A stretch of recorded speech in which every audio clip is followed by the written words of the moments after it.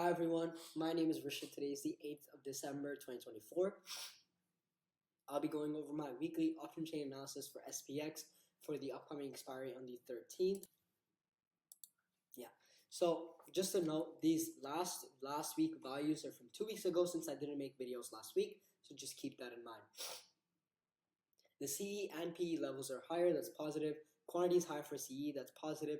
Quantity change is lower for CE, that's positive. Short squeeze is higher for CE, that's positive. PCR is still extremely overbought and lower than last week, that's negative. Implied and historical volatility are both lower, that's two positives. RSI higher, positive. No, there is a divergence, that's negative. ADX is higher, positive. ATR is lower, that's positive. Both EMAs are higher, that's two positives. VWAP pivot point is higher as well, that's two positives. And the candlestick is bullish, that's another positive. The previous support was, the current support is 6,060. The previous week's support was 6,000.